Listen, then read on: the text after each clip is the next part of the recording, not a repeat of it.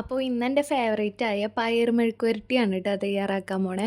അപ്പോൾ അതിനായിട്ട് ചട്ടിയൊന്ന് ചൂടായി വന്നതിന് ശേഷം വെളിച്ചെണ്ണ ഒഴിച്ച് കൊടുത്തിട്ടുണ്ട്. അതിൽ ജസ്റ്റ് ഒന്ന് കടുക് പൊട്ടിച്ചെടുക്കുക. കടുകെല്ലാം പൊട്ടി വന്നതിന് ശേഷം ഒരു 7 അല്ലിയോളം ചുവന്നുള്ളിയും പിന്നെ 4 ഉണക്കമുളകാണ് കേട്ടോ എടുത്തിക്കണത്.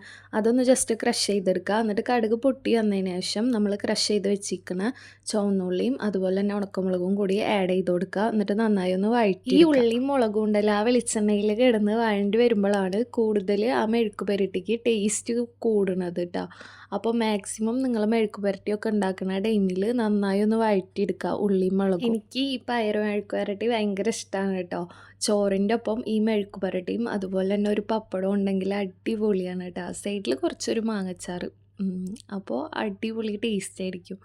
അപ്പോൾ ഇതുപോലെ ഉണ്ടാക്കി നോക്കിയിട്ടില്ലെങ്കിൽ നിങ്ങൾ എന്തായാലും ഇതുപോലെ ഒന്ന് ട്രൈ ആക്കണം കേട്ടോ. അപ്പോൾ ഉള്ളി മുളകൊക്കെ നന്നായി ഒന്ന് വഴണ്ടി വന്നതിന് ശേഷം നമ്മൾ 1/2 ടീസ്പൂണോളം മഞ്ഞൾപ്പൊടി പിന്നെ അതിലേക്ക് 1/2 ടീസ്പൂണോളം മുളക് പൊടി എന്നിവ ആഡ് ചെയ്ത് കൊടുത്തിട്ട് നന്നായി ഒന്നും കൂടിയും വഴറ്റിയെടുക്കുക. പിന്നെ എഡിറ്റ് ചെയ്യുമ്പോൾ കുറേ വീഡിയോസിൽ ഞാൻ ഇതുപോലെ പറയണം വിചാരിക്കുന്നതാണ്, പിന്നെ ഓരോ കാര്യങ്ങളായിട്ട് വിട്ടു പോണതാണ് കേട്ടോ.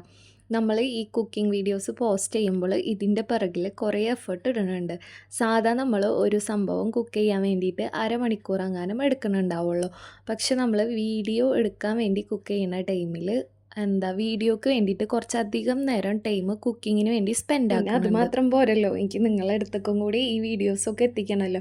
അപ്പോൾ അതിന് വേണ്ടി നമ്മൾ എഡിറ്റ് ചെയ്യാനും കൂടെ ടൈം കണ്ടെത്തുന്നുണ്ട്. അപ്പോൾ ഇതൊക്കെ ഒന്ന് പറഞ്ഞു വന്നപ്പോഴത്തേനും പൊടികളൊക്കെ ഒന്ന് മൂത്ത് ജസ്റ്റ് സെറ്റായി വന്നിട്ടുണ്ട്.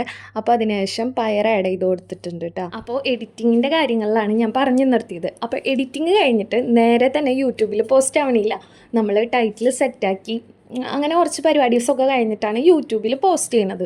അപ്പോൾ അതിനായിട്ടും ഞാൻ കുറച്ച് ടൈം മാറ്റി വെക്കണം. അപ്പോൾ നിങ്ങൾ വിചാരിക്കുന്നുണ്ടാവില്ലേ ഞാൻ എന്തിനാ ഇത് വീഡിയോയിൽ വന്ന് പറയണതെന്ന്. അത് വേറെ ഒന്നല്ല. അതായത് വിരലിലെണ്ണാവുന്ന ചുരുക്കം ചിലർ എനിക്ക് പേഴ്സണൽ മെസ്സേജ് അയച്ച് പറയുന്നുണ്ട്, നിനക്ക് എന്താ ഇപ്പോൾ പണി, വീട്ടിൽ നമ്മൾ എന്തുണ്ടാക്കുന്നത് അതെടുത്ത് അങ്ങോട്ട് പോസ്റ്റ് ചെയ്താൽ പോരെ, കഴിഞ്ഞില്ലേ എന്നുള്ള മട്ടിൽ. അപ്പോൾ ഞാൻ അവർക്ക് വേണ്ടി പറഞ്ഞതാണ് കേട്ടോ ഇത്. പക്ഷേ കൂടുതലും എനിക്ക് സപ്പോർട്ട് ചെയ്യുന്നവരുണ്ട് കേട്ടോ പേഴ്സണൽ മെസ്സേജ് അയച്ചിട്ട്.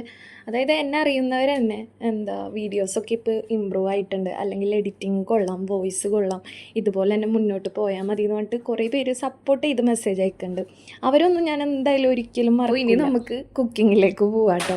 അപ്പോൾ പയർ ആഡ് ചെയ്ത് കൊടുത്തതിന് ശേഷം ഞാൻ ഉപ്പും അതുപോലെ തന്നെ കുറച്ച് കറിവേപ്പിലയും കൂടി ആഡ് ചെയ്ത് കൊടുത്തിട്ടുണ്ട്. പിന്നെ കുറച്ച് വെള്ളം കൂടി ആഡ് ചെയ്തിട്ട് നന്നായി ഒന്ന് മിക്സ് ചെയ്യുക. എന്നിട്ട് ഒരു 15 മിനിറ്റ് ലോ ഫ്ലെയിമിലും മൂടി വെച്ച് വേവിച്ചെടുക്കും. അതുപോലെ തന്നെ എന്നെ കൂടുതൽ ഹാപ്പി ആക്കണ വേറെ കുറച്ച് ആൾക്കാരുണ്ട്.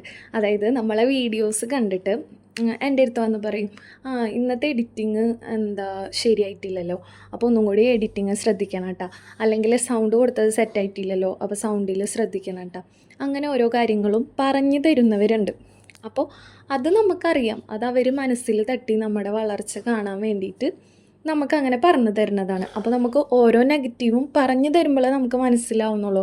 അത് നമുക്ക് ആ നെഗറ്റീവ് നമുക്ക് പോസിറ്റീവ് ആക്കാൻ പറ്റും. പിന്നെ അതുപോലെ ഇപ്പോൾ യൂട്യൂബ് ചാനൽ തുടങ്ങിയവരുണ്ടെങ്കിൽ അവരിപ്പോൾ എൻ്റെ വീഡിയോസ് കാണുന്നുണ്ടെങ്കിൽ നിങ്ങളെ അടുത്ത് എനിക്കൊരു കാര്യം പറയാനുള്ളൂ, നമ്മൾ ശ്രമം ഉപേക്ഷിക്കരുത്. നമ്മൾ ശ്രമിച്ചുകൊണ്ടേ ഇരിക്കുക. എന്തായാലും ഒരു നാൾ നമുക്കൊപ്പം വിജയം ഉണ്ടെന്നാണല്ലോ.